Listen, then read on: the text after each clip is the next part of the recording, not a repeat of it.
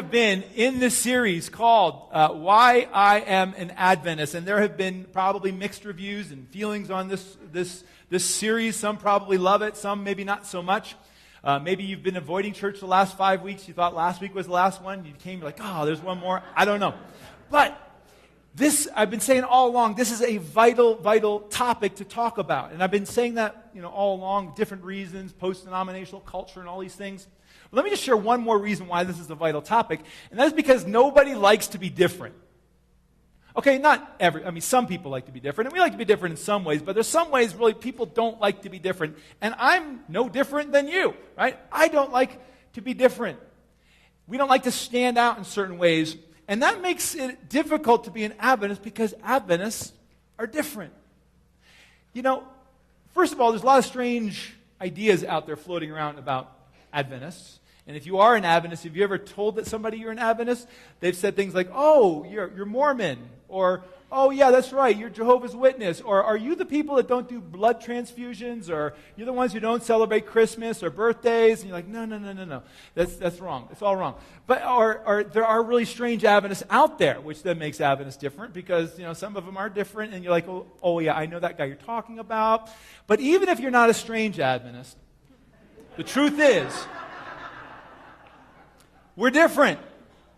And because we don't want to be different, we need to grapple with this question. And this is the question we've been grappling with the whole time. Are the things that make us different enough to make a difference? Because if they don't really make a real difference, those things that make us different, well, then let's just forget about them and stop being different, right? And we started by talking about the things that don't make us different. And we talked about the highest belief that Adventists hold. And this is one of the primary reasons I'm an Adventist, because the primary belief of Seventh-day Adventists is that God is love. Above everything else, God is love. And every other belief has to filter through this one belief that God is love. And that Jesus is His Son, and that the eternal gospel is the way we are saved. We are saved by grace and through faith. That I don't have to choose between being a Christian and being an Adventist. I am a Christian first, follower of Christ first, and an Adventist second. Right? And we kind of talked about the things that we share with the rest of Christianity.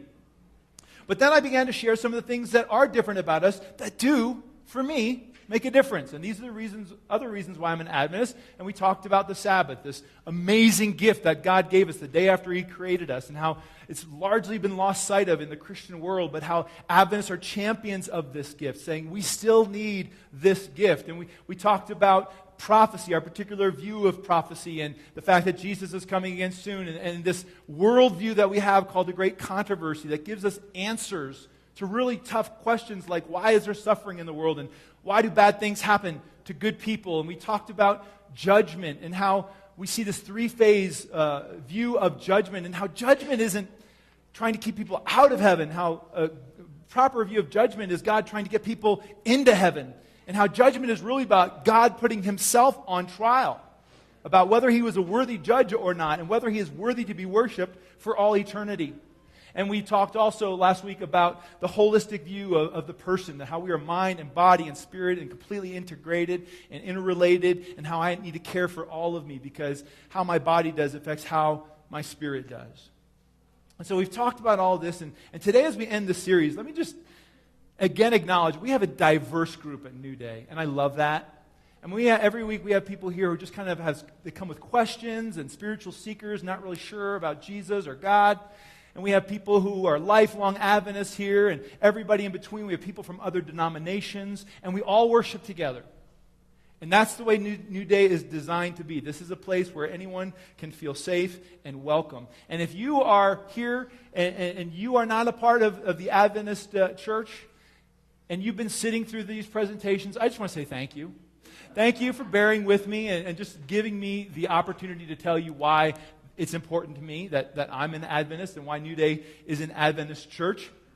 And if you are an Adventist, I hope that you've been wrestling through some of these things and grappling with this question of why you're an Adventist. And if you're a parent, I hope that you've been talking about these things with your kids. I just had a son come home from college. He's just catching part 6, but I think I'm going to be paying him to watch this series so that we can have conversations, because if we don't get this right, if we don't have these discussions, we're going to very quickly lose our relevance and our mission.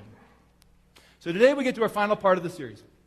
It is perhaps the thing that makes us different, that makes a difference. All right? And it has to do with a word that carries with it so much baggage.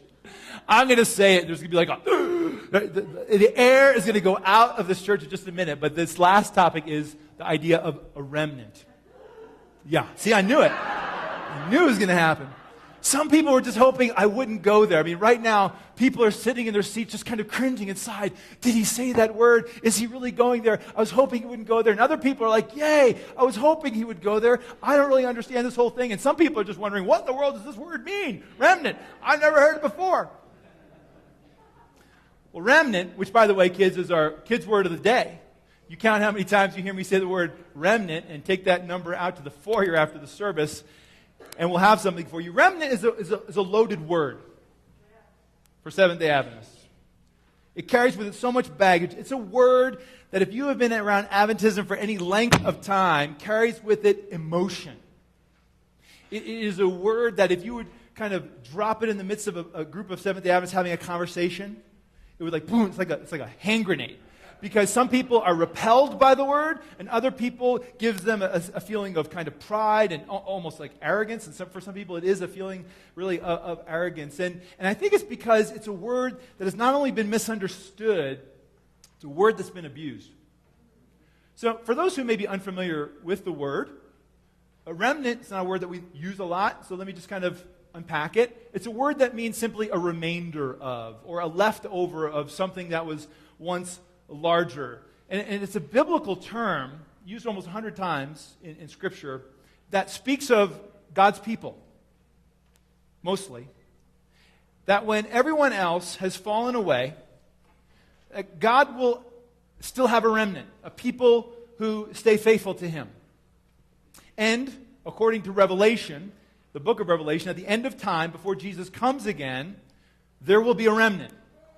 Now, Adventists have traditionally applied this to ourselves, that we are either a part of the remnant or that we are the remnant, and there is where the difference lies, is these little words like the, a part of, or the, or, which article are you going to use? But for many, this either means that Adventists are like the only faithful people, or it means that Adventists think they're the only faithful people. Because it certainly sounds like that when some people talk about it. And that sounds pretty exclusive, and it sounds pretty arrogant. Right? Especially when you go into a lot of Adventist churches and you look at Adventist people, many of whom are very unloving and very unfaithful and are doing nothing to change the world. And then you look at very loving, faithful people who are changing the world in other denominations and churches. And you say, well, how in the world can you get off saying that you are this remnant church when you're not even being faithful? It seems a bit exclusive, arrogant even, presumptuous. And so this has become a very divisive topic in our church. It's one that I believe few really understand or have studied out, but everybody has an opinion on. Okay? Whatever you may or may not think about this idea of a remnant, or whatever you may or may not have heard, it is certainly a biblical topic. Okay, there's no doubt about that. And so today, I want to just look at it with you, and I want to ask you to just kind of put aside any presuppositions you brought in today. I want to ask you to put aside anything you think you know, or anything you've heard, or any emotion attached to this word as best as possible.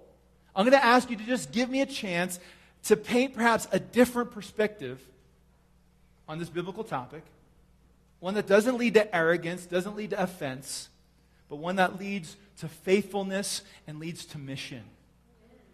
Okay. So first let me just say that what I'm sharing with you today is almost completely taken from a man that I have utmost respect for. Dr. John Pauline was one of those seminary professors that when he spoke, I took notes, and a lot of notes. And I still have a lot of those notes. He is a very godly man, a brilliant scholar. He's devoted over 30 years of his life exclusively to the study of the book of Revelation. And as a result, today, throughout Christianity, he is respected as one of the foremost scholars in the book of Revelation. And so much of what I'm sharing with you today is taken from his study and his presentations. I've certainly done my own exegesis and study, confirming what he said is true in the Bible, and I'm convicted on it. But what I'm sharing with you today was kind of, I learned through his teaching and through his presentations. So, what is the remnant? Well, in the beginning, and all through history, God has always wanted a people who he could call his own, a people who would be faithful to him, a people who would do his mission, a people who would bless the world. And for God, he's always wanted that to be everybody. God wants everybody to be his people. He wants to be in relationship with everybody, and that's why he wants his people to go and bless the entire world, to bring everybody into relationship with him. But as we look at how things have actually played out over history since the beginning of time, that has never been the case. The way things typically play out is that God will call a group of people to himself to fulfill this role of being his people and being in relationship with him and being faithful to him and blessing the entire world. And only a few, in the end, actually do what he asked them to do. Only a few remain faithful. And this is the concept of remnant. And we see this in the Old Testament, we see this in the New Testament, we see it all through the Bible, and we see it in prophecy. For instance, the Old Testament begins with God calling a guy to himself to be in relationship with himself. The guy's name is Abraham. And God tells Abraham, I'm going to bless you, you're going to be my special people, I'm going to make you into this great nation, and I want that great nation to go out and be a blessing to the entire world. Because that's my plan. I want everyone to be in relationship with me. And so in Genesis chapter 12, verse 3, this is what God says to Abraham. I will bless those who bless you, and whoever curses you, I will curse, and all peoples on earth will be blessed through you. What is God's intention for Abraham? I'm calling you to myself. You're my special people. I'm going to make you a great nation. Go bless the world. And so Abraham accepts the challenge, and God keeps his promise, and Abraham becomes this great nation of Israel. And Israel's intention is to go and bless the world. And do they go and bless the world? No, they don't. They are unfaithful. They continually rebel against God. But amidst all of that, as they fall away from God, God says that there will be a remnant. There will be a leftover of God's people who would, in the end, be faithful. For instance, this is all through the Old Testament, but just look at Jeremiah 23:3. This is God prophesying of a future remnant. He says, I myself will gather the remnant of my flock out of all the countries where I have driven them, and will bring them back to their pasture, where they will be fruitful and increase in number. So God is prophesying about this future remnant, that while his people have been unfaithful, there will be a people who will come back and they will be faithful. Now, just a side note here that I think is useful as we start moving toward the remnant in Revelation, is that whenever a prophet is prophesying about a future remnant, it is always this big, unpredictable, messy group of people that not even the prophet could imagine kind of coming together. And this is the case in the Old Testament, it's the case in the New Testament, it's the case in the book of Revelation as well. For instance, Isaiah also prophesied about a remnant, this future remnant. As he looks forward, God tells him that Assyria and Egypt would be a part of the remnant. Now, for Isaiah, living in Israel in the 6th, 7th century BC, this was unheard of. Assyria and Egypt were the bad guys. Geographically, they were on both sides of Israel. They bullied Israel constantly, wiped them out, as a matter of fact, and they worshipped idols. They didn't worship the one true God. But yet, in speaking of this future remnant, God prophesies through Isaiah that Egypt will be my people and Assyria my handiwork. And for Isaiah, this would have been mind-boggling. What? You're telling me that in the future, there's going to be a remnant where people from other religions and idol worshipers and pagans and bad guys are going to be a part of your remnant? God says that's what it's going to be like. So whenever the Bible prophesies a future remnant, it's a big, messy, unpredictable number. And we're going to see this again. Just tuck that away for now. But as we get to the end of the Old Testament, the Israelites have been largely unfaithful. There's a small group, a remnant, who are still faithful. And Jesus comes on the scene. He wants to rally Israel and the remnant and call them back to faithfulness. But they refuse to respond to his ministry. And that's when God kind of expands his view of who his people will be. He broadens the boundaries out past the nation of Israel and now includes all people, like the Assyrians and the Egyptians, in what would be called his new plan to bless the world, the church. The church would now be God's special people whose purpose would be to go and bless the entire world. And we see this in all of Jesus' commissions to his disciples as he's getting ready to ascend back to heaven. One such place is Luke 16, where Jesus says, "Go into all the world and preach the good news to all creation." Jesus' intention for the church is, go bless everybody. Go everywhere. Bless everybody. Take them the good news. That is my intention for you. Are you with me? Okay. Maybe we should do just a quick review, just to make sure everyone's together. All right. So first, God calls Abraham. And Abraham, he has this mission for Abraham: be faithful, go bless the entire world. But Abraham's descendants, Israel, they're less than faithful. That's symbolized by the downward arrow. Bad, right? That's not good. But there is a remnant that would continue, and they're prophesied. And then we get to the New Testament, and that remnant becomes the church.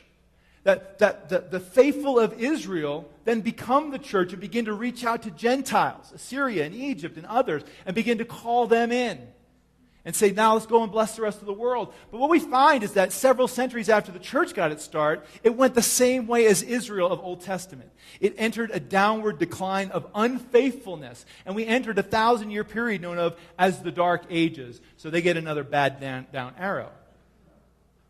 But according to the Bible, just as there would be a remnant of Abraham's seed, there would be a remnant of the church as well. Okay? You with me? Now, the book of Revelation has a great deal to say about this remnant. And perhaps the most direct reference to the remnant in the book of Revelation is Revelation chapter 12, verse 17. So I'll put it up on the screen here for you. It says, "And the dragon," this is the end of the story between the dragon and the woman, and the dragon represents Satan, and he's trying to destroy the work of the woman, who is the church. "And the dragon was wroth with the woman," the church, "and went to make war with the remnant of her seed, which keep the commandments of God and have the testimony of Jesus Christ." So here is this prophecy. John, back 2,000 years ago, looking into the future, God is telling him, in the future, there's going to be a falling away.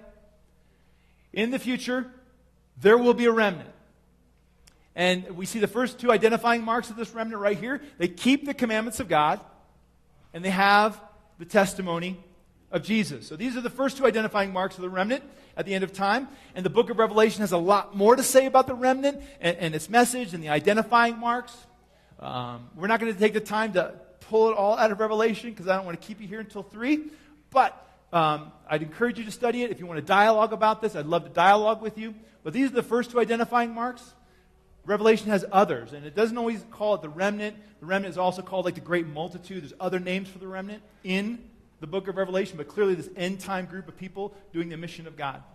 But let's just look at a couple of the other identifying marks found in the book of Revelation of the remnant. We've already seen that they are faithful to Jesus, and they demonstrate faithfulness by obedience to his commandments. They see his commandments as being good, right? But what else does Revelation say about this group? That they're going to come during the last days. As you look at the timelines of the book of Revelation, this remnant kind of arises at the end of all the time prophecies of Daniel and Revelation, right before Jesus comes again. Okay? So it comes in a specific period of time. We also see that the remnant is going to arise to proclaim the everlasting gospel. It's not a new gospel. It's the old gospel, the everlasting gospel, saved by grace through faith. Jesus is good, right? They're going to proclaim the soon return of Jesus according to the book of Revelation, that he's coming soon. They're going to proclaim that judgment has begun. Again, that God is putting himself on trial, that he is working to get everybody into heaven that he can. And they're going to proclaim a message of worldwide importance. It is very clear in the book of Revelation that the remnant is going to proclaim this message of worldwide importance. Just look at one such verse, Revelation 14:6, where it talks about this message going to every nation, tribe, language, and people. Okay, so remember with me, whenever a remnant is prophesied in the future, it is always this big, messy, unpredictable group of people that is bigger than even the prophet can understand. It was true for Isaiah. Isaiah is told that the Assyrians and the Egyptians would be a part of the remnant. If you would have taken Isaiah from 600 BC and you would have kind of put him in the 2nd century, where you would have seen Gentiles and Jews, Gentiles from every nation worshiping with Jews and worshiping the name of God and Jesus, he would have been just blown away. Same is true for Paul. In Romans 11, Paul prophesies about a remnant that would eventually encompass the entire world. And Paul prophesies about this remnant that has become this big, messy, unpredictable group of people. And if you would bring Paul to our day today and show him like the 2+ billion people around the planet, Orthodox, Catholic, Protestant, everybody kind of calling on Jesus as Lord and Savior, Paul would have been just mystified that this remnant that he prophesied is so big, so messy, so unpredictable, so much bigger than he could ever imagine. And in the same way, as we look at this end-time remnant, we have to believe that according to this, every nation, tribe, language, and people, this is going to be a big, messy, unpredictable, borderless, organizationalist, kind of movement that God is going to be accomplishing before Jesus comes again. So, the question before us today is, could one branch of Christianity, one branch with all of its differences, be best poised to reach a large, messy, unpredictable group of people spread all over the world? That's the question. And to answer that question, we need to begin by going back again 2,000 years. Let me just kind of set the stage just a bit more before we kind of wrap all of this up. But 2,000 years ago, what was happening? Dr. Pauline points out one of the foremost historians from first century Christianity is a guy by the name of James Dunn. He wrote a book called The Parting of the Ways. And in it, Dunn goes back to the first century, and he talks about how Christianity was never meant to be a new religion. Christians didn't try to start something separate from Judaism, but they were an extension of Judaism. You have Peter and Paul, these Jewish guys going all over the world, kind of calling people to join them. They had added Jesus onto Judaism. Right? And it was this new movement, and they never intended to start something new. But eventually in the 2nd, 3rd centuries, Christianity and Judaism part ways. And what Dunn points out is, as you look at any two religions, whenever they split up, both sides lose something. Okay? And as he studies, as we study kind of what happens, and Dunn is not an Adventist, but he talks like one as he looks at history. But as you look at how Christianity and Judaism split up, it's almost as if they came to a divorce table and kind of agreed on who would get what. And they both lost something. And so it's as if the Jews said to the Christians, every time we worship Jesus, people mistake us as Christians. So why don't you keep Jesus? And the Christians said, well, you know what? Every time we worship on Sabbath, people think we're Jews. So why don't you keep the Sabbath? And they kind of negotiated. They both lost something. And in the end, Christians ended up with Jesus and grace and the gospel. Those were the things that they kind of took out of and away from Judaism. And that became kind of the hallmark identifying marks of Christianity. Jesus, the gospel, and grace. Judaism, on the other hand, ended up with obedience to the law as being important, a value on the Old Testament scriptures, and the Sabbath. These are the things that still today mark Judaism. Now, if you look at those three things and you're thinking, oh yeah, I'm glad we didn't get those, right? Because they're not really that great. Obedience to law, Old Testament, Sabbath, that just goes to show, the split happened. Those are all good things. According to Scripture, Scripture loves all those things. But because of the way we've been conditioned over the last 2,000 years, we're like, oh yeah, who wants that? They can have it, right? So, what happened now, a lot of scholars believe that you now have two world religions where once there was one. Where once you had one world monotheistic religion that was properly representing and reflecting the true image of God, you now have two world religions that are partially reflecting what God is really like. Okay? And into this void, several hundred years later, comes Islam. And Islam is this third monotheistic religion that, again, never intended to begin a new religion. Muhammad was not trying to start a new religion when he began to receive visions from Allah. As a matter of fact, they saw themselves in kind of the line of Abraham and Isaac and Jacob. They saw themselves in line with Moses and King David and Jesus. And so Islam was beginning to pull together these things that had been lost in the divorce. We are Old Testament and Moses and Abraham, but we are also about Jesus. Okay? So they're kind of filling in the gaps of what was lost. But then, while they didn't intend to be a new religion, Muhammad ends up having a big falling out with the Jews toward the end of his life, and they end up splitting apart. And now you have three monotheistic religions, world religions, all from the same father, Abraham, all claiming to be true reflection of what God wanted for and from Abraham. Each one kept a core of something precious. It was something that was precious to the original. And each one, at the same time, rejecting the things the other expressions held as precious. Everyone lost something. You still with me? Just a couple. All right. I lost everybody else. So what are the things that are important to Islam? What are their core values? Well, I'm going to share with you three of the core values of Islam. And you can certainly debate with these, but I think most Muslims will agree. Number one is holy living. For a Muslim, holy living is paramount, which is why they say prayers 5 times a day, which is why they do not drink alcohol, which is why they will not allow pork in their bodies, which is why they don't smoke cigarettes for the most part. I mean, if you go to the Middle East, you could tell the difference between the shop owner who is Christian and the shop owner who is Muslim. The Christian shop owner will sell alcohol in his store. The Muslim will not.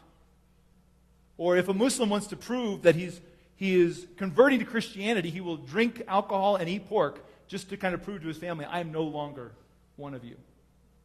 Okay? So holy living is so very important to Muslims. Number 2 would be judgment.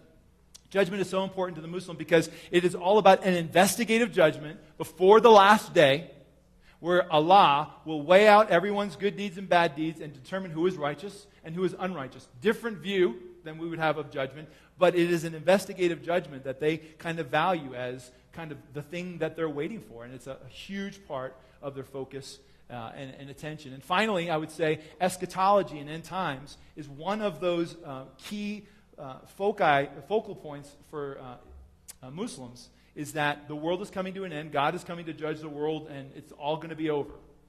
And study of those things. What will it be like, and when is it coming? It's called eschatology, the study of end-time events.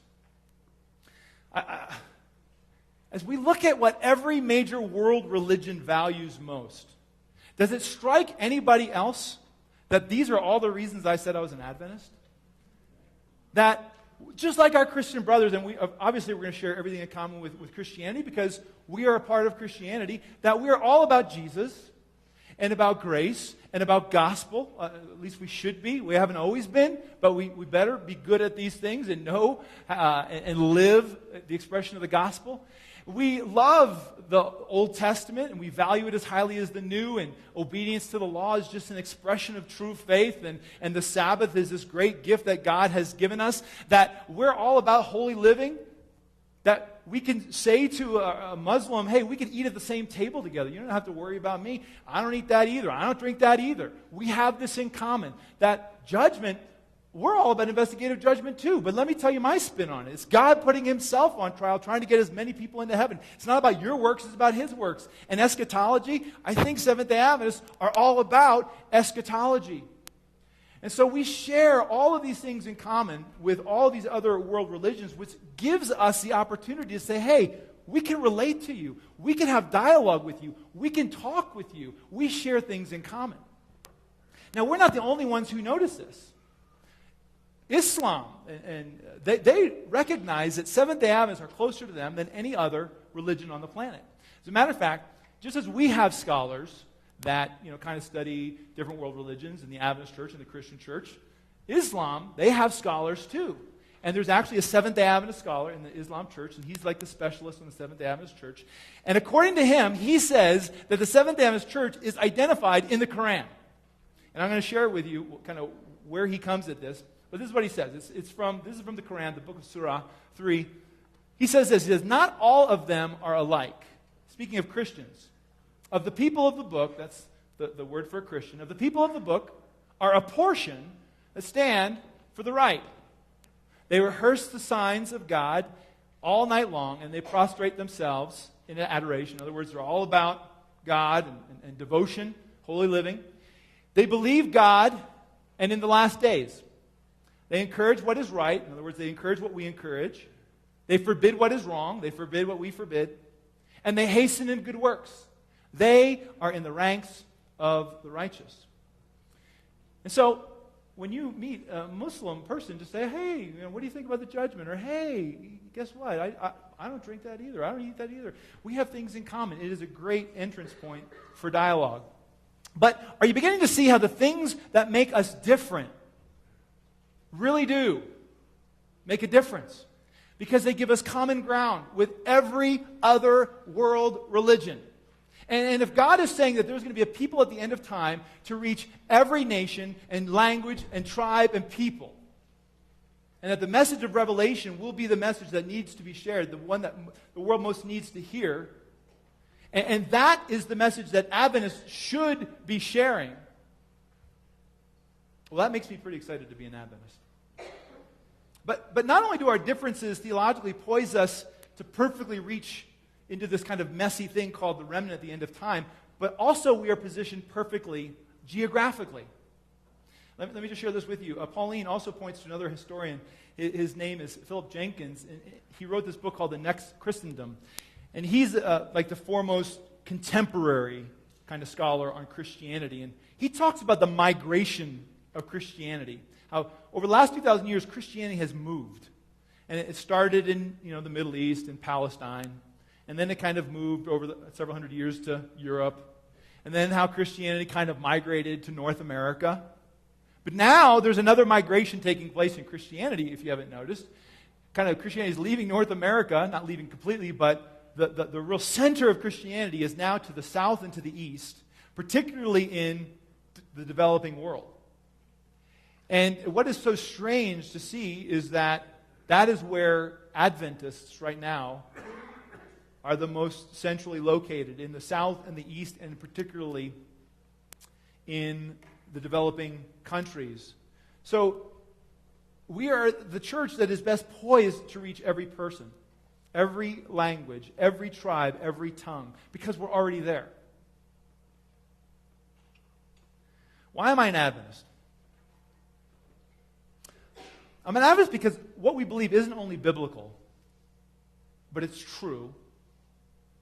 But more than that, because it's something that everyone else can relate to. It is incredibly inclusive.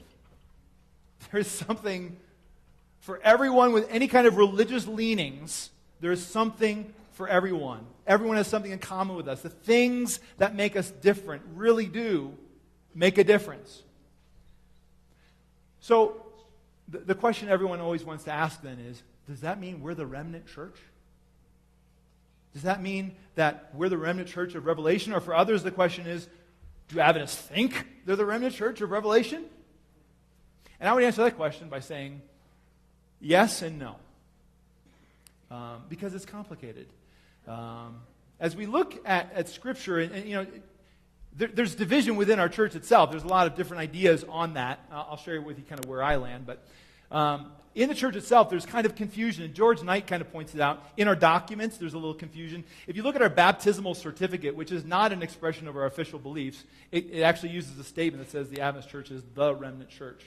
But if you look at our official beliefs, our 28 fundamental beliefs, and you read that statement, the word remnant church isn't even used, which is very biblical because the term remnant church isn't used in the Bible. The idea isn't put together. Remnant is never connected with church. Remnant is always connected with a message. It is a group of people, a movement of people who share a particular message. So there isn't a remnant church, but a remnant message. And this is really where the battle lines have been drawn for so many people. And I'm probably going to say this in a way that offends everybody, okay? But we see an example of the issue and the kind of where the lines are drawn in the titling of a book that I used when I was an undergrad, and maybe you used it too if you went to an Adventist school, is a book on Adventist history, and they debated over what the title would be before they actually gave it a title, right? And so, maybe you remember this book, but they didn't know whether to title it Light Bearers from the Remnant or Light Bearers to the Remnant. But there's a lot of big difference in those two different little words. Because if we were saying in our early history we were the light bearers, are we sharing a message from the remnant, meaning that we are the remnant? Or are we sharing a message to the remnant, the unseen, unpredictable, big mass of people out there who are faithful to God that nobody can see but God? Well, I'm glad to say that the second version won out because it's much more in alignment with our theology and with our beliefs. That we are a people with a message to the remnant, to that unforeseen or the unpredictable, messy, unimaginable group of people all over the planet that are faithful to God where they are and need to be called out with a last day message that Jesus is coming soon and judgment has begun and God is good and faith in Jesus and the eternal gospel and all of those things. So, where was I? Right now, God knows His faithful. And while the faithful of the Adventist church are a part of the remnant, we prove that we are His people when we carry this good message to the world to bless the entire world as God originally intended us to do. And in the same way, if you are faithfully fulfilling this calling of taking this message to the world, it makes no difference what institution you are a part of or what denomination you would call yourself a part of. Right now, there are parts of God's remnant in every denomination, every religion. Those He knows are faithfully following His commandments and keeping the faith of Jesus. And the opposite is equally true. We have to see that. I will not be called a part of the faithful remnant of God just because I'm a part of a particular denomination or institution or my membership is in the Adventist church. If I don't remain faithful to God and to His mission, then the remnant is identified by what they do. And spreading this message, not by where they are. So in short, let me just wrap this up. Here we go. We're landing. In short, here's where I land. The remnant are God's faithful people who will bless the world with a special message. That's what the end time remnant are. God's faithful people who will bless the entire world with a special message. The remnant is not identified by an institution, but by a message that it spreads faithfully. And whoever spreads that message is a part of the remnant. If I don't, I'm not. Okay? And according to the book of Revelation, what will the message be of the remnant? What is the message they will spread? They will spread the fact that God is love, right? That we are saved by grace through faith, that Jesus is the Son of God, the everlasting gospel. The message of the remnant will be the commandments of God are good and beautiful, and they're an expression of our faith to Him because they are the way of abundant living when we live according to the way He asks us to live, including this gift God has given us called the Sabbath. That our prophecy and Jesus is coming soon and that we're living at the end of time, that's going to be a part of their message. That judgment has begun. God has put Himself on trial. He's working to get people into heaven. And it is going to be a message of the whole part of the person. If I'm a follower of Jesus, it's going to affect all of me, mind, body, and spirit. And finally, it's going to be a worldwide message to every language, tribe, tongue, and people. And again, these are the reasons I'm an Adventist. We don't have to apologize for the things that make us different. We don't have to be ashamed of the things that make us different. They're biblical. They give a picture of God that I haven't heard anyone else is giving. And while we aren't better than other churches, we're not holier, we're not more saved, we're not smarter. We have a message to preach that, again, to my knowledge, no one else is preaching. We have a system of beliefs that the world needs to hear, a system of beliefs the world is hungry to hear. They are ready to hear because they already are in tune with so many of them. And it could lead to a global movement that will create a future end-time remnant that will be so much bigger and so much messier and so much bigger than anyone can imagine, unpredictable than any of us can imagine. And that is our calling, to be a part of that. It's not exclusively our calling. God is calling everyone to be a part of this. But the question is, will we be a part of it? Will you?